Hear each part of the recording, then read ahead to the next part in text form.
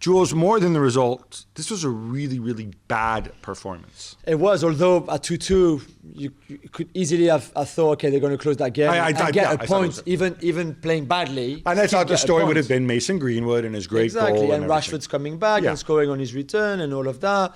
And we've seen those games away from home when they had this incredible run until Saturday where they didn't play well, but they still got either a point or win the game in the 95th minute or whatever. Not this time. And it's the same problem again. With the ball, it was poor. Cristiano was poor because he got no service. There was no press whatsoever. And when you let a team like Leicester having the ball and you don't press them, they press you and they get the ball back too easily because Harry Maguire should never play in this game. Never. I don't care if Solskjaer says to him, hey, we need you. You have to come back after just one training session. If you're Harry Maguire, you say, Coach, you know what? I would love to play, and I know you need me because Varane is also out. But I cannot play. I'm not ready mentally, psychologically, physically to play this game. You need to explain this to me, okay? Because we raised this question on the FC show. And my attitude is we in the media, this is what we do. We give our opinions. We analyze what we see on television. We're not there at the training ground. We can only see. So with hindsight, we can see Maguire was terrible. By the way, Maguire has also been terrible in certain games when he's been fully fit, right? It's not like, I just want to be clear. I like the guy. He has a big head. He's a good leader. Seems like a nice guy. He's good on the ball. But we're not talking about Bobby Moore and Franz Beckenbauer rolled into one. So let's be very, very clear about that. But I'm assuming Manchester United have a whole medical staff and sports science. They just come back from international break. I'm assuming there was nobody at Old Trafford other than Harry Maguire, and they're spending all day with him. So I have to put my faith that he's ready to play.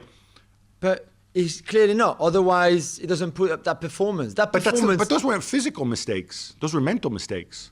The Iheanacho thing. Yeah. I don't think he judges the ball well, but I just don't think he's ready to play. I don't think he's not 100% physically, Gab. He's trained once since the injury. You can't be physically 100% when you've trained once on Friday, and then you play a game like this against Jamie Vardy. Listen, Jamie Vardy scores a goal. There are 3 Leicester players against 7 United players in that box. So regardless of Maguire's mistake or not, he should never concede that kind of goals anyway. But I just think that decision to play him was crazy. And maybe he should have said to Solskjaer, I'm not ready to play. Don't play me. Play someone else. I don't care. Eric Bailly, you, me, Solskjaer himself. Play Mike Phelan at the back if you want. Next round of games is Atalanta, home and away in the Champions League, Liverpool, Spurs, Watford, and City. Yeah.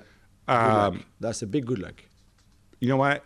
I'm pretty sure Solskjaer will still be there at the end of that. It will even be, if they of course it will mixed be. results. But what if they don't win any of those? What if they lose them all? I think Solskjaer's going to go once the Glazers convince themselves, oh, look, we might not get in the Champions League unless we make a change. And they're not in, they're not in that situation in yet. October, definitely not.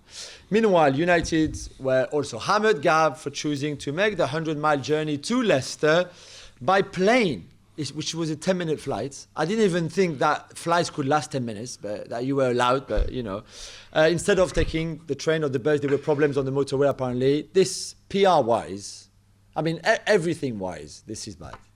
This is really bad. Obviously, people are going to go and hammer them because of their carbon footprint commitments, whatever else. Yeah. They have other PR consultants. I seriously doubt it was Solskjaer who said, we have to do this because otherwise it's going to screw up my game plan. I think this was a decision that's not on the football side. It was a decision on the other side, and they should have stepped in, and this is on them. Well, thank you very much for watching ESPN on YouTube. For more sports highlights and analysis, be sure to download the ESPN app. And for live streaming, premium content, and let's not forget as well, ESPN FC 7 days a week. Subscribe to ESPN Plus.